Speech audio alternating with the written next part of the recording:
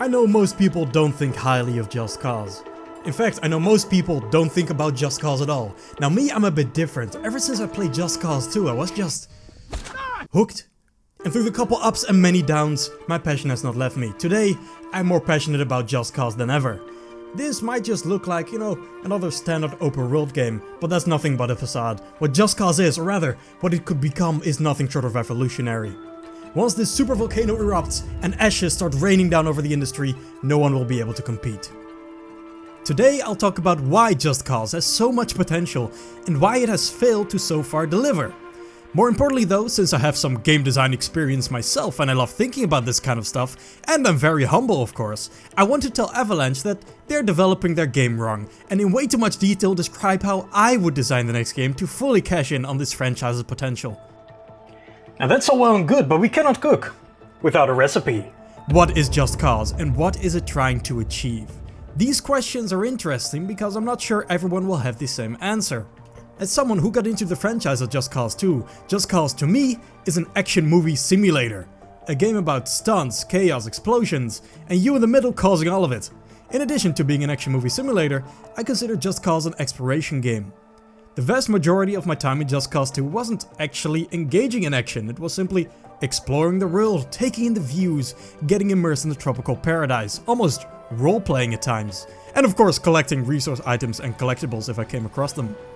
So my goal is to create a game aiming for the best in both those categories, the best action and exploration open world game. Just Cause has gradually turned into something else as well, however. A sandbox game, where you can do whatever you want, however you want. Recently I saw a great video from Tactical Bacon Productions about Just Cause, and though I find myself in agreement with most of his points, I do disagree with his opinion that Just Cause 3 should have been the end point of the franchise. The idea being that Just Cause 3 pushed everything to its limits and no next game can escalate any further.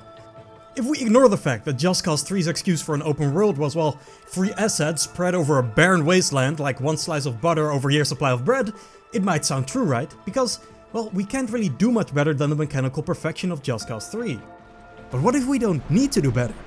This restrictive view of Just Cause's potential results from thinking of this franchise as purely a sandbox, a set of tools and nothing more. The trap is something I feel like the actual designers have fallen into as well. It's like Avalanche thinks the next game always needs to outdo the previous one, mechanically. And that's how you get Just Cause 4, a game where the beautifully functional grappling hook now has all kinds of bloated functions and features and loadouts which just overcomplicate the whole thing and ruin it. Don't get me wrong, I like messing around with Just Cause as much as anyone, but if your core design philosophy is that the player is going to make their own fun, just because, pun intended, you aren't really designing a game, are you? There are players inherently motivated to be creative and do stuff for the sake of doing it, but for most of us, our human brains need to be coerced into having fun. It's the reason why most Minecraft players play survival and not creative. Sure, you have more freedom and more choice and more player agency in creative modes, something players tend to point to as what they want, but counterintuitively, it's the restrictions and rules of a Minecraft survival that really encourage players to engage with the game and get the most out of it. Games have rules, and it's exactly the rules, the incentives, progression, environments, and surrounding systems that can decide how much a player gets out of the sandbox. We don't need to reinvent the grappling hook when we can just reinvent the missions and levels you're gonna be playing.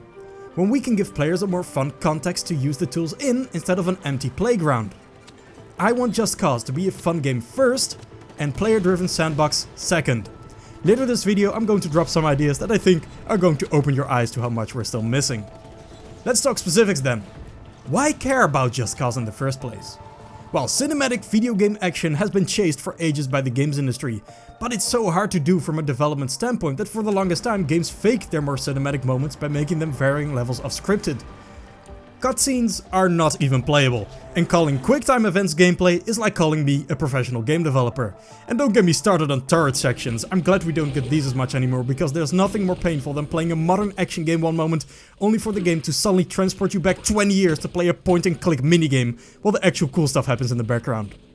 For years, games failed to live up to that action fantasy. Then, in 2009, Uncharted 2 came out with an action sequence so awesome that we still talk about it to this day.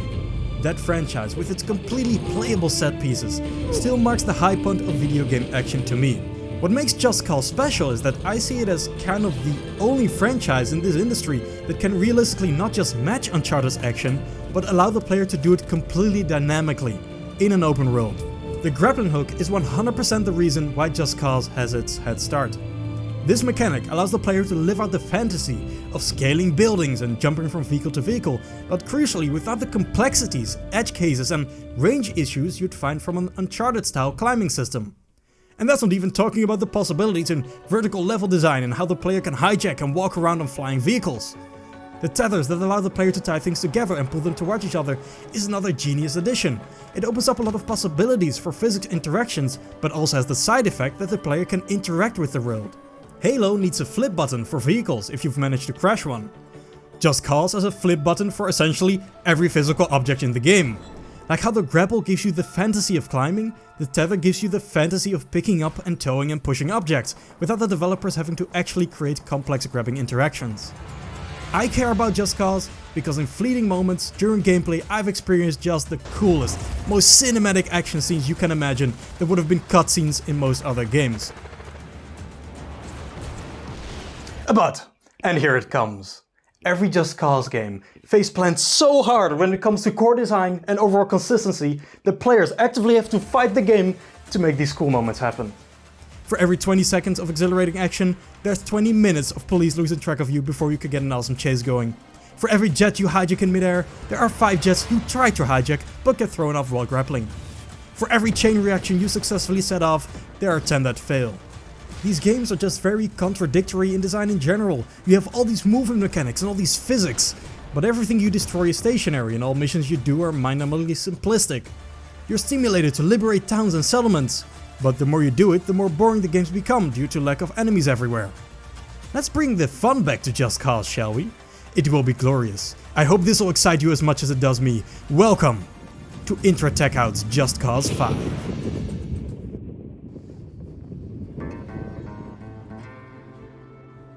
We're going back to basics first. You can almost think of my game as a light reboot, perhaps a prequel taking place before the story got boosted down a cliff and exploded violently into an unsalvageable fiery wreck.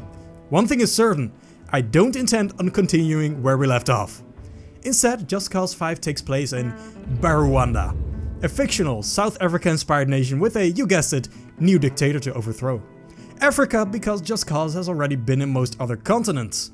Though it Just Cause Australia is something I also wouldn't complain about. Anyway, Rwanda has all the biomes you'd expect. Agricultural fields, rainforests, snowy mountains, long beaches, palm trees, a desert and cities of varying sizes. I'll go deeper into exploration later, but as far as story is concerned, we really don't need to go too much in detail. All we really need is a simple story executed in a fun, over-dramatized way. Doesn't mean I don't care about story, I just don't want to follow Just Cause 3 and Just Cause 4's direction when 2 had a much more appropriate style. In 2 you had this perfect synergy between gameplay and story. Rico works for the agency, and they order him to destabilize Panau. However Rico does it, it's justified, a just cause if you will. Blow up gas stations, steal cars, crash planes, everything is allowed. Just Cause 3 and 4 suddenly turned Rico into much more of a good, likable guy wanting to save the world, with stories that clearly take itself more seriously. Yeehaw! Here comes freedom, baby! Sheldon, I didn't know you still had it in you. Rico, buddy, I'm as American as apple pie. I wish Miguel could see all you've accomplished here. You've grown into a strong man, Rico Rodriguez. And you are changing Solis for the better.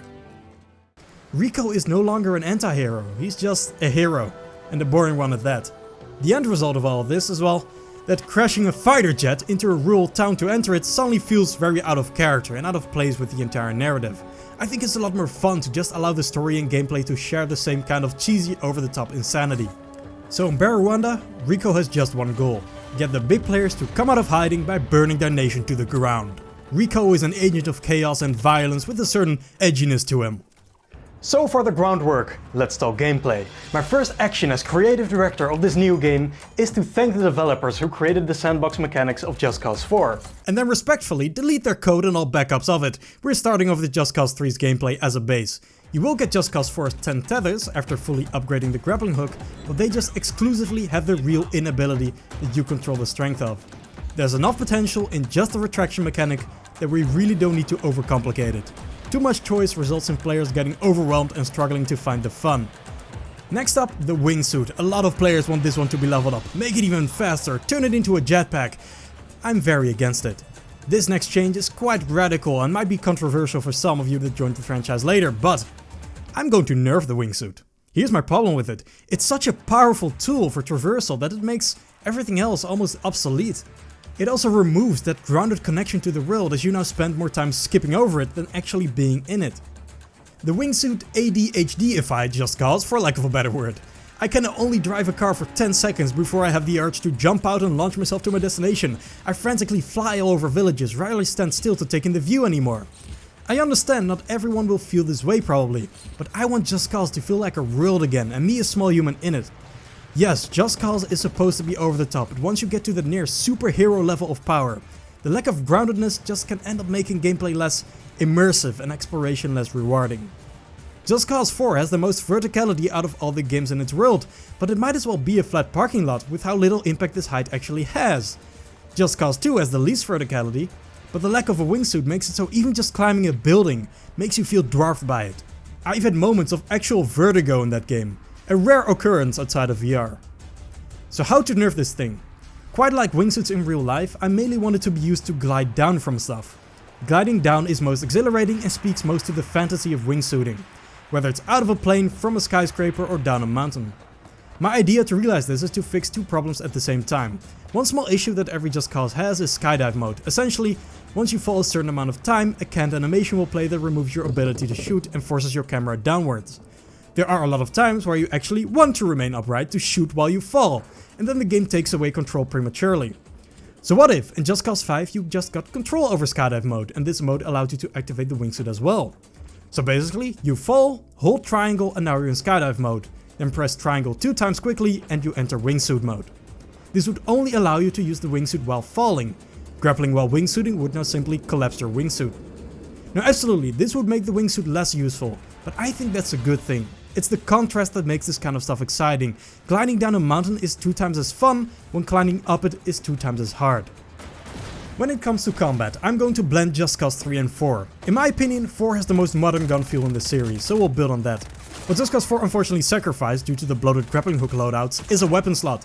You only got 2 weapons to carry, and grenades and the infinite C4 from Just Cause 3 were deleted altogether, and replaced with the more inconsistent second firing modes for guns. We're gonna roll some of that back. A new thing I'm going to add to combat is long overdue. A melee system. Nothing crazy, just spammy Uncharted 4 style punches without a counter mechanic. This was really the last missing link to completing the action hero fantasy. I'm honestly surprised Just Cause has gotten away with lack of proper melee for this long. My controller control scheme would be left D-pad, light weapons, so dual pistols, SMGs, what have you. Right D-pad, two-handed weapons, so rifles and shotguns. Hold right D-pad, rocket launcher, sniper rifles and other heavy weapons. L2 gives you precise control over tether strength like Just Cause 3, and R3 gives you that satisfying over-the-shoulder aim. I wish I could put it on L2 again like Just Cause 4, but analog control over the tether mechanic has the priority. D-pad down gives you access to your C4, and holding D-pad down blows them up. Along with all the traditional buttons we know, that leaves us with R1, L3 and D-pad up. This is for Avalanche or you to get creative with. Let me know in the comments if there's a mechanic you've always wanted Just Cause to have. That concludes all the gameplay and controls basics. Let's now move on to the most important part of this video, game design. My goal is to make Just Cause as much fun as possible, and that will result in some changes.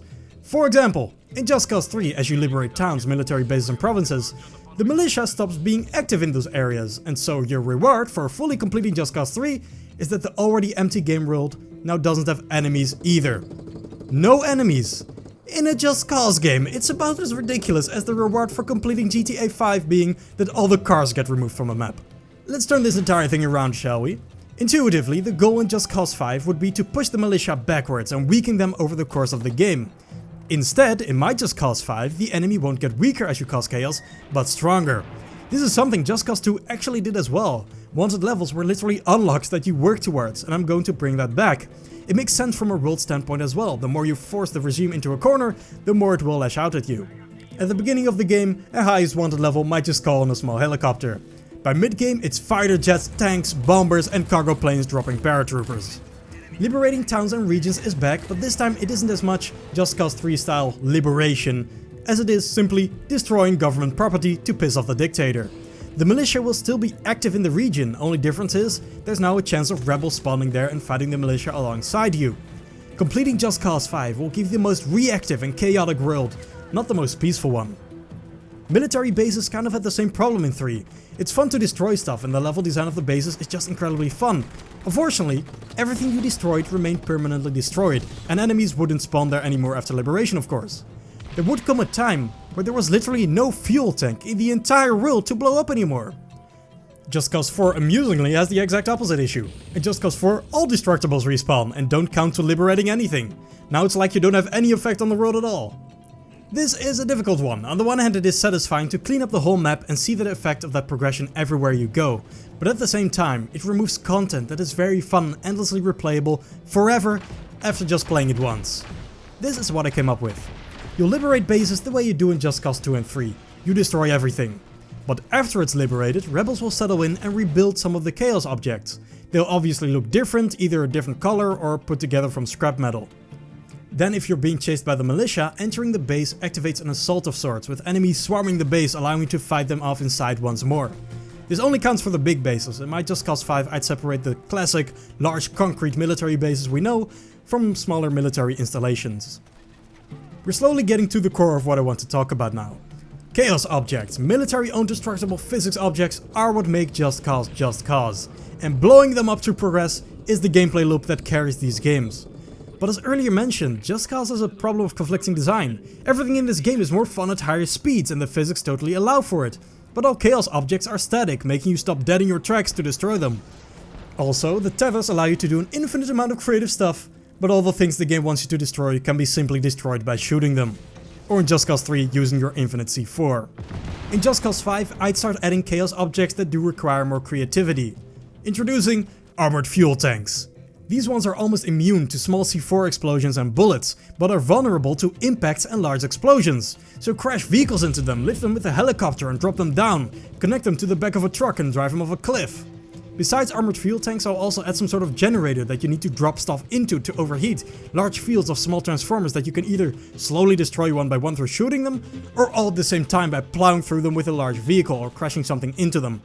There will also be an armored enemy type with vulnerabilities to impacts, military vehicles that you can quickly pacify by yanking off the cannons or the missile launchers.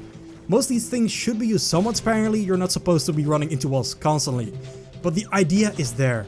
Allow the player to do whatever they want, and they will do the bare minimum. You're essentially discouraging creativity since it takes extra time and effort. But put some limitations on them sometimes, and players will feel rewarded for coming up with their own solutions.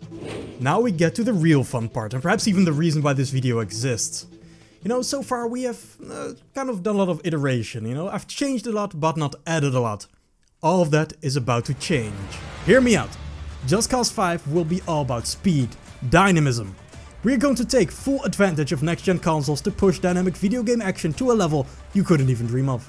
Think about it, what are some of the most exciting, iconic action set pieces you remember? I think of Uncharted again, the train level, the boat chase, the plane level, the convoy chase. Well, guess what? All of these are in Just Cause 5 and better. Introducing the all-new convoy mechanic. Throughout the world of Just Cause 5, there's an endless amount of randomly spawning military convoys moving at high speed through the world. We're not just going to make the chaos objects move, we're going to make them race. Remember that groundbreaking Uncharted 2 train level? That's a Just Cause 5 train convoy. There are wagons with vehicles on them, fuel tanks, physics objects like containers, and this time actual enemies to fight on board. Alongside the train you'll see armored vehicles traveling with it to protect it, and you can jump back and forth in a symphony of carnage. But this is not the only type of convoy. There are light land convoys with jeeps and motorbikes. There are heavy convoys with large trucks. Some have fuel tanks strapped to the back of them. Some are filled with explosive barrels. Some have snipers and soldiers in the back. Some have helicopters and other vehicles on the trailer beds. There are boat convoys with nimble speedboats and large battleships that have enemies, fuel tanks and additional vehicles on board.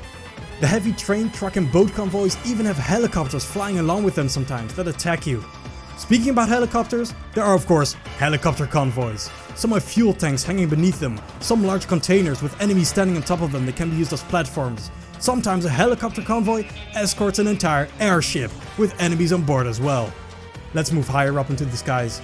That's right, plane convoys, huge ones, multiple cargo planes escorted by fighter jets. The bays of the cargo planes have vehicles and enemies in them, and you can fight them and open the cargo bay door and throw them out and jump out and grapple to another plane. Convoys are just something next level. That would require work on Avalanche's part. Don't take enemies standing in and out of vehicles for granted, and how exactly the routes these convoys take is decided is also something worth a long think. And I don't even want to think about how you deal with draw distance and stuff like bleh. But as an idea, I feel this needs to exist. Never have I had more fun in Just Cause than experiencing action at high speeds. One of the most memorable missions in Just Cause 2 is literally a simple one at the beginning of the game, where you stand on top of a car that someone else is driving and you get to tie your chases through the road and watch them crash and burn. This whole idea is also part of the reason why I want to nerf the wingsuit. Falling behind shouldn't be something you instantly get back from. If you mess up and fall from a convoy of trucks, your goal is now to find a vehicle and give chase, a super fun and engaging fantasy in itself. And think of what happens when you combine it with some of the extreme weather events of Just Cause 4. A car chase through a dust storm, you can't access your parachute or you'll be blown out of range. You can barely see the cars ahead of you. Now think of what happens when you combine the convoys with, let's say, my heavy fuel tank. Now you don't just go in and fire a rocket launcher a bunch, you're slamming vehicles into each other, setting a huge explosion chain left and right while tumbling vehicle carcasses launch over your head. Just Cause 5's focus on high-speed action and dynamism will be seen everywhere in Barwanda. There are now rivers with violent currents and floating military installations with enemies on them that travel down these rivers. On the sea you'll find huge rogue waves at times and even whirlpools. Not small ones by the way, I'm thinking Pirates of the Caribbean 3, complete with storm and everything. The sheer potential for chaos, creativity and emergent gameplay in a world with so much movement is staggering.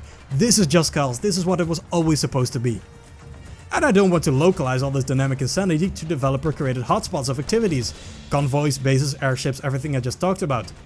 I want the player to be able to get into chaotic chases and fights anywhere on the map. This whole idea falls under what I call pursuit simulation. What's really frustrating to me is that we're really close to functional pursuit simulation, but the Just Cause games just have a lot of poorly executed systems that make it so the player has to put tremendous effort and thought into creating even small moments of cool action. Everything regarding the wanted level system is inconsistent. Enemies sometimes refuse to spawn too far away or don't respawn quickly enough, making them lose you while you're still trying to get into a fight. Enemies sometimes are too blind and lose you even where you're still in sight, and in some cases actively shooting them. Enemies get distracted way too easily by spawning rebels, instantly ending chases.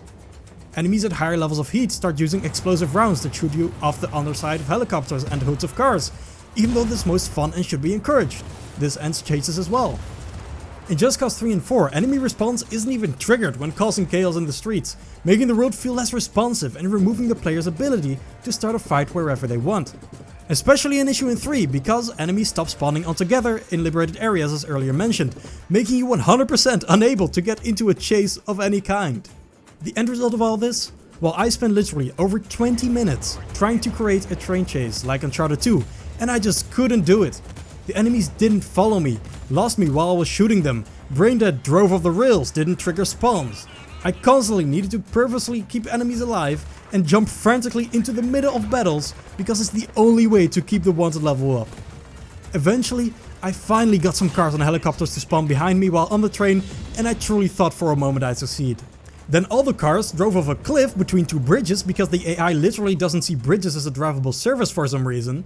Then rebels spawned and every helicopter and fighter jet that should have allowed me to experience a battle of epic proportions stayed behind to go have a party somewhere else, and I wasn't invited. Then the train drove through one of the numerous tunnels of Just Cause 4 and the enemies lost sight of me altogether. Not that they were looking for me in the first place anymore. And I'm just sitting here like, what?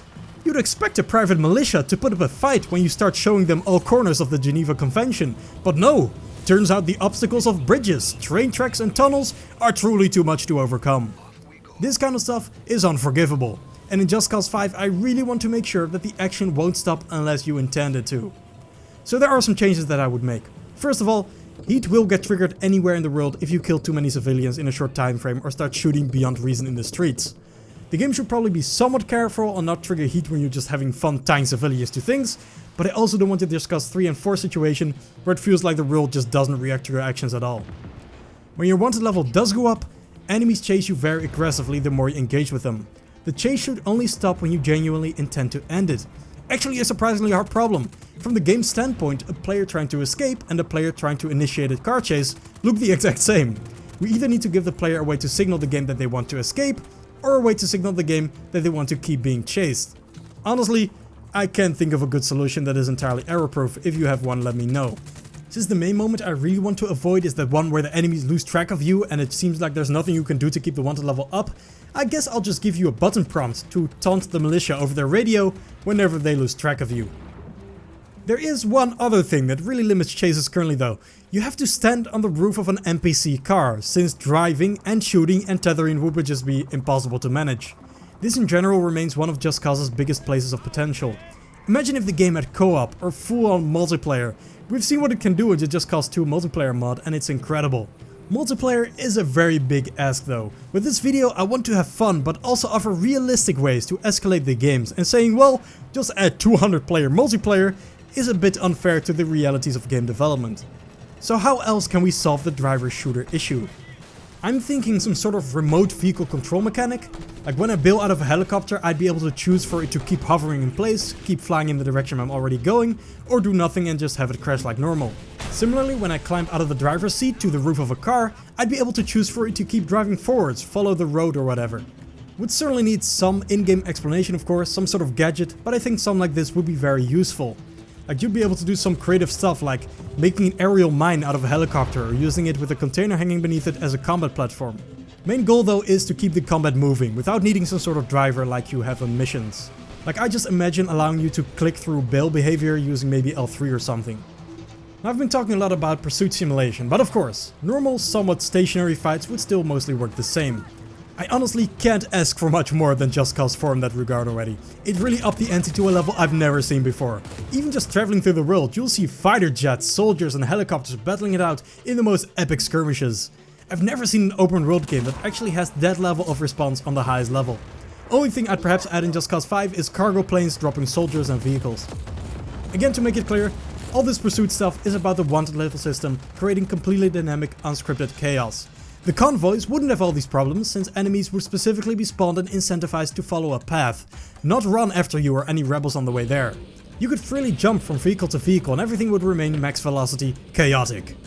Convoys and next-gen pursuit simulation, along with the typical shenanigans we're already familiar with, are more than enough to carry my entire Just Cause 5. Executed to a high enough degree, this type of stuff would just leave people's jaws on the floor and create memories to cherish for life. If it still bothers you that the next Just Cause might not invent a new revolutionary mechanic for Rico, you're insane. But you know what? I still got you covered. Don't take my next ideas too seriously, I'm just having fun spitballing. But okay, hear me out, right? Video games have always had a real issue with making oceans interesting, and Just Cause is very guilty of that as well. On land you have the parachute, wingsuit, grappling hook, you have obstacles to avoid, enemies to fight, things to blow up, vehicles to drive. But on the open waters, all you really can do is fight military boats on a flat plane with no access to your abilities. Safe to say, this gets very old very quick. So let's create some depth. Literally. Halfway through my Just Cause 5, it's revealed that all this time the ocean you've been traveling over has underwater military bases far beneath the surface. I'm adding underwater combat. Remember when I said I didn't want a game where you can fly around quickly anywhere you want? For the players who still have that urge, this new area is just for you. You'll get underwater boosters that allow you to fly around in all directions at very high speeds. I'm thinking that IRL water jetpack you sometimes see in videos in the Anthem reveal demo. Perhaps you could even launch yourself out of the water using it, allowing you to momentarily rain death from above before diving into the waves again. On land you might be Rico Rodriguez, but underwater you are Iron Man. Underwater combat would of course look quite different from land combat, so there's some stuff to think about. First of all, you can't have combat without cover, so I'm thinking very vertical bases with all kinds of floating hardware you can fly between. Enemies underwater will have jetpacks of their own, though naturally slower. You can also expect to be attacked by submarines that kind of act like helicopters, but instead of looking up at them all the time, you can now fly above them and around them. On the one hand, it would be nice if you could just use your normal guns underwater, but it's probably a bit of a waste of resources to create all the unique underwater behaviors, sound effects, particle effects, animations, etc. for every gun in the game. So specifically for underwater combat, Rico gets a wrist cannon or some other weapon that conveniently collapses on land. I can even imagine some bases now that are partially submerged with a dry and wet component, allowing you to shoot some enemies, dive into the water, destroy a support beam so part of the base collapses, fly up again, launch out of the water, fire your rocket launcher into one helicopter and grapple straight into another. I've been describing a lot of epicness here, but I also have a bunch of smaller ideas to iron out some pet peeves and add a little bit extra to this new game. First of all, grapple locking. Imagine that while grappling you can lock the retraction, allowing you to hang or swing from anything.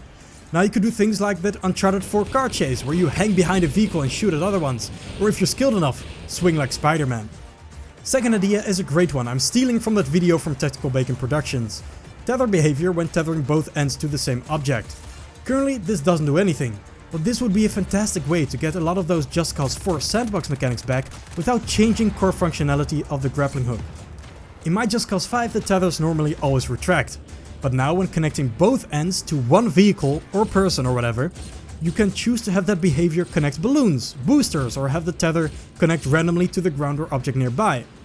The latter one being a function to make tethers a bit easier to use during combat. This is particularly an issue for controller players I think, since you already need to put your crosshair on someone to tether them, why not just shoot them at that moment instead? With a random tether you could interrupt them and immediately yank them away without having to slowly move your crosshair over to a location to tether and probably miss. Next pet peeve to fix, chain reactions and explosion reliability. This is a big one. Everyone who has played Just Cause is certainly familiar with the moment you try to crash a car, helicopter or plane into an explosive object and nothing happens. This is a very common issue in these games and always disappointing to see. Whenever this happens you can literally feel the discouragement set in, that voice in your head telling you to not even bother spending this kind of effort next time. Video Game Donkey showed perfectly in his Just Cause 3 video how it feels to play this game sometimes. There's no way. Unlike GTA, explosions and explosives are quite common in Just Cause, so a similar chain reaction system where anything close to an explosion explodes itself would maybe be too much and result in a huge chain reaction too often? I'm saying maybe because I don't know. Chain reactions are really fun and should be encouraged, but if it results too easily in vehicles you want to use getting blown up, I think the best thing would be to give explosions simply a large bonus range against volatile explosive objects. Basically, while an exploding car won't necessarily explode all nearby cars, it will explode a fuel tank in a pretty decent range, and the connection can be shown by having shrapnel sparks light up the area for a couple frames before the explosion chains. Bonus damage range is especially important for larger vehicles in my opinion. You don't have easy access to planes, so crashing a fighter jet into anything should result in devastating destruction. I love the oil platform bases in Just Cause 2 and 3. Crashing a jet into one of those is one of those situations where I want to see mad destruction. I know the games can handle it, it's already possible to blow up an entire small base in Just Cause 3 through just a single bombing run. I want that, but from the vehicle itself exploding. Give me the largest damage and blast wave radius this engine allows, with additional explosives sent flying left and right. Oh, and while we're at it, give me back the backflipping of a vehicle, so I'm not yeeted full speed into the explosion together with a plane. Talking about planes, another inconsistency I want to fix is grappling to them. It's already really hard to grapple to a plane from the ground. That's fine. What's really frustrating is managing to grapple to a plane and then bouncing off the back because of the angle you're traveling at or the jet is taking a turn. I would fix it by making Rico automatically attach himself to the plane whenever it's at a weird angle, just like when he does when hanging upside down. When the plane levels, he automatically removes the tether and you can walk again. Removes a little bit of the danger feeling when walking on planes, but it's the only solution I can think of to make grapples more consistent. Next, let's make the resource systems a bit more engaging. First of all, I mentioned earlier that C4 is back. Just Cause just doesn't feel like Just Cause without it. But they are not infinite this time like in Just Cause 3, it makes them just a bit too easy to rely on. Instead, you can now replenish up to 3 C4 by simply looting them from any killed enemy. So anytime you melee or grapple kick an enemy to death, it immediately adds 1. Basically a small bit of Doom Eternal style push forward combat. Rewards you for getting in close with enemies and will result in some creativity on the player's end. Instead of having to play C4 like in Just Cause 3, you can now throw it as well with a decent range. Health also might be worth rethinking. I like how you would slowly upgrade health capacity in Just Cause 2 by exploring the world, and I think I want to bring that back for Just Cause 5. However, permanent health loss is a big no-no. It makes you play way more carefully than you should. Industry standard regenerating health might seem like a decent solution, and it is, but whenever you're low on health you'll be running away from combat in panicky fashion, which doesn't entirely fit with the power of fantasy. I like Just Cause 4 implementation more than most games. Instead of making your health regenerate as slowly as you lose it, it basically instantly charges back to 100% if you stay out of danger a bit. I have another idea though. Introducing adrenaline.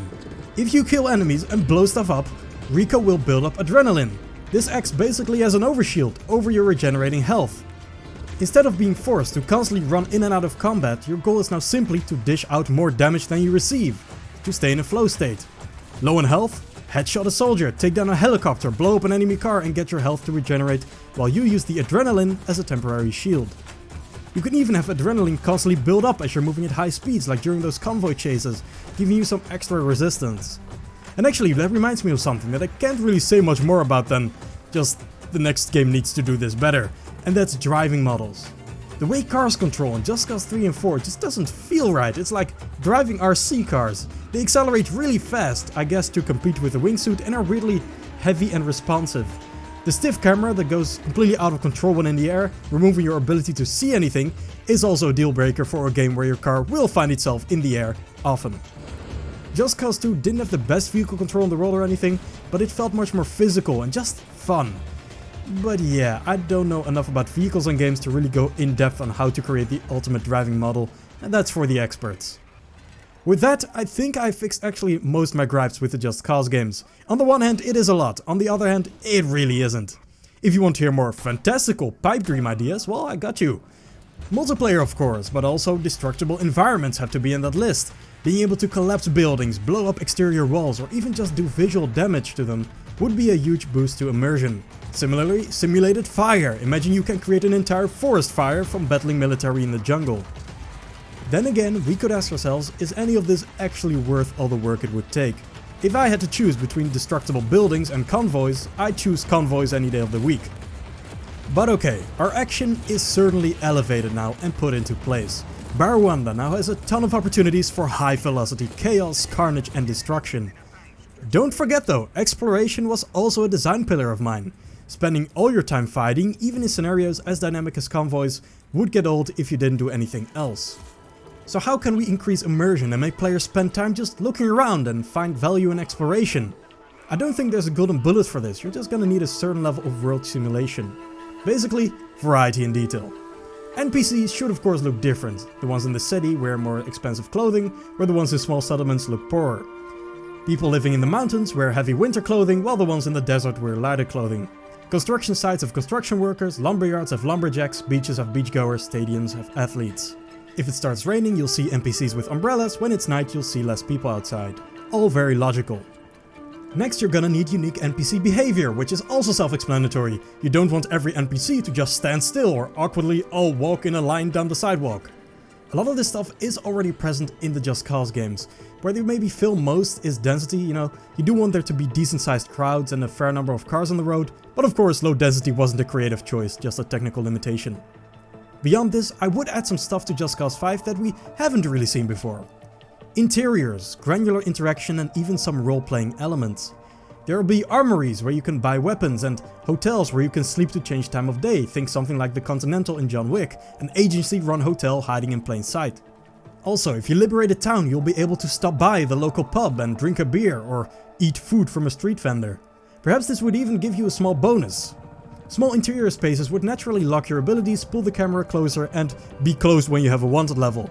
But I'd also love for some larger interiors that you can go wild in and perhaps destroy the exterior of.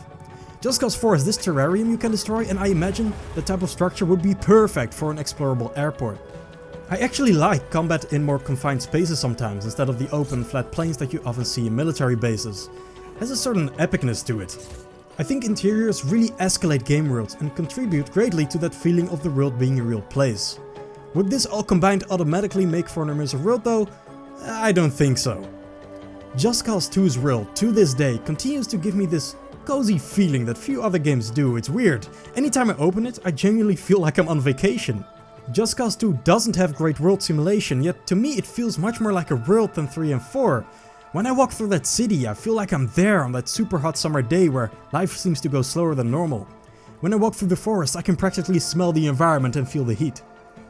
I love analyzing games to bits, but sometimes I genuinely can't pinpoint why exactly I feel a certain way, so I'm going to call out some stuff I think contributes to this feeling of immersion. First of all, unique landmarks. This is where Just Cause 3 yeah, that was not good. Just Cause 3 doesn't almost have a single unique building or landmark asset in the entire game, besides military bases. Meanwhile, Just Cause 2 has this airport, this hotel with a waterfall, this huge skyscraper with elevators and enemies to fight on the roofs, this airship, this spaceport, this party island, this ski resort, an enormous satellite dish, etc. A lot of these things even had unique gameplay opportunities associated with them. I also appreciate how Just Cause 2 seemed to reinvent what a settlement meant with each one you came across. Different sizes, different building styles, different chaos objects if any. This made the world feel more real and made exploration more rewarding than in the third game where the definition of a town became these houses and this police station 50 times. Avalanche clearly saw the same issue with Just Cause 3 and created a more varied world again for 4. But something still feels off about it. Just Cause 4 technically has a similar complexity to Just Cause 2, but when traversing its world it feels very artificial and empty to me, where 2 felt more dense and real. So what I really want to figure out is how can we get Just Cause 5's world to not have this issue and give players the feeling that I to this day have playing the 2010 game. To state the obvious first, temporal visual consistency. Don't make the game look like a brownish, low contrast, bloomy, shimmery mess like Just Cause 4. Okay, that's out of my system now. I think part of my issue with Just Cause 4 world is just how barren it is from a nature perspective. See, what I think contributes most to that vacation feeling, to that immersion, to that feeling of being there lost in a world is obfuscation of the horizon. Best way is just to show. Here's me looking down from some high spots in Just Cause 2. And here's me looking down from some high spots in Just Cause 4. Look how I can spot all the towns in the area in 4 and how they kind of look dropped into an otherwise barren landscape. Tree density is very low in general in Just Cause 4. This is the most dense forest I could find in the entire game. Also notice the extreme height differences compared to the older game. There are a lot of big empty mountains, probably the result of the wingsuit. Kind of ironic because the reason why people justify the wingsuit is to traverse empty space quicker. But in order to make the wingsuit fun, the devs had to create a lot of empty space. All the verticality and lack of forests has the consequence that you can kind of see anything from anywhere, making the world feel smaller. You're never really lost within it. Whereas in 2, every square meter is filled with foliage, and the settlements and roadways seem more naturally integrated. Where you're in a village or just driving around, there's the sense that you're in the world like you would be in real life. You can fly into a location with your parachute or helicopter and see the land stretch out before you as you then slowly get swallowed by it and lose all sense of direction. A vista where you can view further ahead being a rare treat. This sense of being in a world is why I've always loved video game forests. Just seeing that tree line in front of you and not knowing what you'll find is an awesome feeling. It's something you don't really get from standing on a high cliff and seeing flat fields as far as the eye can see. Another important reason why Just Cause 4 doesn't really make me excited to explore is because, well, it doesn't really give me a reason to. Just Cause 2 has this map you'll slowly fill out with settlements as you explore them. Enter a settlement and the game throws with bold letters the name of the settlement and your exact completion percentage on the screen. Complete a settlement and you get a bold green check mark on it on your map. Just Cause 4 doesn't have this exploration driven micro-progression and I really miss it. I've completed Just Cause 4 and I still can't tell you one thing to meaningfully do or discover in the open world. Meanwhile, Just Cause 2 has 3,000 collectibles. And yeah, you heard that right, 3,000. If you were to collect one every minute, it'd take you 50 hours. This is just collectibles, I'm not even talking about the almost 400 settlements there are to complete. The fun thing about the collectibles is that they actually do something, which is unheard of these days. They consist of stuff like money, armor upgrades and weapon parts to unlock new weapons in the black market. It's a stupid and silly thing I know, but placing 3,000 useful items throughout the world actually works to make exploration feel more meaningful. Come across even the smallest landmark and you'll often be rewarded with that little bonus. Every town can be a small stop to look around and hunt for some items. And that's the thing, right? Just Cause is just that type of game that Ubisoft checklisty open world thing we all know and hate, but actually fun. If there's anything that carried the second and third game, where the fourth game completely fell apart, it's that progression. Whether it was liberating settlements, collecting cash drops, or unlocking new weapons and vehicles and upgrades, these games just had a nice wave, making you feel like you were making progress. Until Avalanche lost the design documents with Just Cause 4 and let a monkey on a typewriter write the new one. It did not work. So against better judgment, Just Cause 5 will have exactly 3,000 resource items scattered all over its world. Because my creativity is starting to dwindle, you'll be able to find the exact same thing as Just Cause 2. Money, gun parts and vehicle parts. Spend gun parts at weapon vendors to upgrade your weapons and money to unlock new ones you can drop in using Rebel Drop. Same counts for buying and upgrading vehicles at a car dealership, harbor or airfield. And that concludes Just Cause 5 world design then. I could keep talking about Just Cause forever, but this video needs to end at some point, so let's dive into the last topic. Mission design. Remember how I was gushing earlier about Just Cause's potential, about how we progressed from quicktime events and turret sections to possibly the only franchise in gaming to allow us to experience blockbuster movie action in real time dynamically. Well, Just Cause chose to honor that potential with turret sections. I cannot believe this to this day. Just Cause 2, 3 and 4, every one of these games' missions has varying but definitely not insignificant amount of escort missions, turret sections and defend point missions. The most bottom of the barrel, creatively bankrupt mission types of gaming in general. No one likes them. They're especially dumb to implement in a Just Cause game. It's like taking everything that makes the game special, the movement, the physics, the sandbox, and just telling the player to go hit their head against a wall. Just Cause could already be quite monotonous and formulaic for players not creating their own fun, blowing up the same chaos objects and liberating the same towns over and over. You'd expect the missions to actually bring some variety then, but they mostly don't. In every game, the missions mostly feel like an afterthought, like budget and development time ran out. Which might well be the case for all we know. I'd be shocked if Avalanche makes these missions because they feel passionate about them. With missions in Just Cause 5, I'd have one of two goals. Either make it a creative challenge or an action set piece. A creative challenge might be that rebels want to move their explosive to another location. Now you have to find a way to safely and efficiently do that. Or maybe a battleship has rolled over in the waves and you need to turn it right side up and tow it back to land. As far as action missions are concerned, just any old action fantasy will do. A heist, an assassination, an infiltration, a siege, chasing a cargo plane flying low to the road that drops exploding cars on top of you, driving downhill with an army of trucks to fight a convoy below. We could even do some of that stuff that perhaps would be too difficult to do dynamically, like fighting on a collapsing skyscraper or fighting through enemies in a forest fire. Just Cause 5 will have 0 turret sections, that's for sure.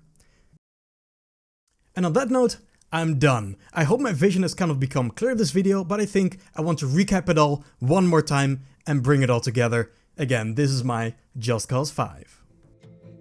Barrawanda is a fictional island of the African continent with a wide range of places to explore. Frozen mountain peaks with remote villages, long stretching beaches, lowlands with agricultural fields, a desert, a savanna, multiple cities with one huge one boasting multiple districts and high-speed rail to connect them. Most of the landmass, however, is engulfed in deep rainforest. Travel through it and you can really feel the trees towering over you, giving you that sense of place and adventure. Who knows what's in the forest? Who knows what settlement you might find up ahead?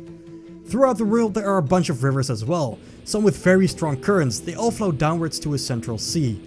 This world is tropical paradise. Or rather, it would be, but the landscape is corrupted. Oil rigs off the coast, fuel plants deep in the forest, larger towns have propaganda plastered all over them. Military bases with their cold concrete exterior are in stark juxtaposition with the lush tropical environments. Military vehicles and large convoys are an everyday sight, and rumors spread of lights below the waves of an increasingly polluted ocean at night. All of this to thank to the local dictator, ruling the populace with an iron fist. As he builds up his wealth and power, it's soon clear he aims to expand. You are Rico Rodriguez, sent in by the agency to deal with him. The hour draws late, the mission is on, the cause is just. Destabilize this nation and get the dictator and other large players out of hiding by burning everything they hold dear down. The embers raining down from this righteous fire will spark a revolution unlike any other. During your stay, you will explore Barrawanda and its settlements, free towns of the propaganda and fight off the increasingly strong militia as their grip tightens. As you complete towns and regions, rebel activity increases and street battles become a more common occurrence. A liberated town will give you the ability to interact with it on a more granular level in some cases. Drink a beer, chill on the beach, or have a good night's rest at an agency-run hotel. Wipe a military base off the map and rebels will take it over, sparking a siege anytime you enter the place with heat on you. Your arsenal consists of 4 weapons, dual pistols, a 2-handed rifle, a heavy weapon and throwable C4. All over the game world you can find resource items, gun parts, money stashes and vehicle parts. You can use these to upgrade and unlock increasingly over-the-top weapons and vehicles at gun vendors, car dealerships, etc. Of course, Rico wouldn't be Rico if he didn't have the grappling hook. It allows you to grapple to anything and it also allows you to lock it in place halfway so you can hang and swing from the environment.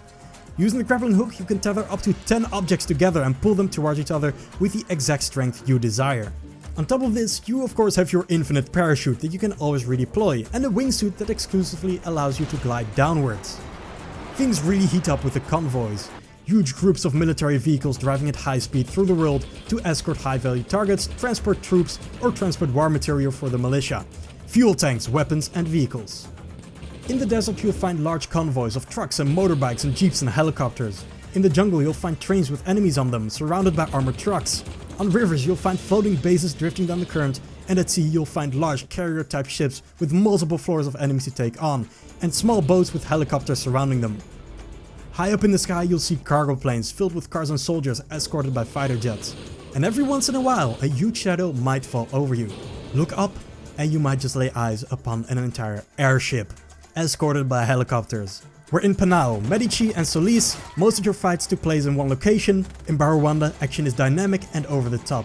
Whether it's a melee fight with a sniper on a truck as a helicopter strays over, or walking on the wing of a cargo plane and emptying your rifle into an incoming fighter jet. You have never seen anything like this. During battle, all the explosions and chaos builds up adrenaline when you fight, giving you essentially an overshield in terms of health.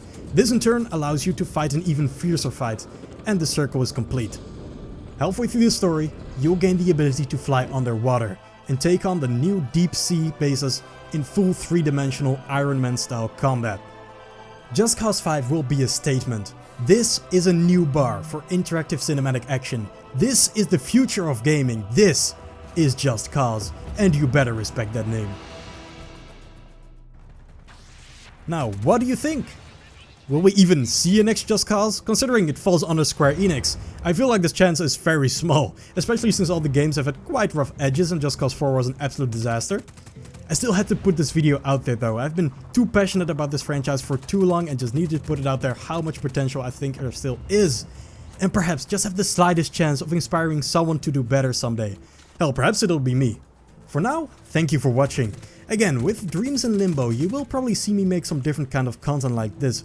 YouTube can be really frustrating because it's so hard to feel comfortable uploading a variety of stuff when you know a lot of your audience won't necessarily be interested. Like I know, I shouldn't care, but it still feels like you're resetting the momentum of your channel anytime you upload something different. If there's one thing you can be sure of, is that I make what I want to make, which I hope is kind of obvious because else I wouldn't make an hour-long rant about a dead franchise. Thank you for watching, I'll see you around.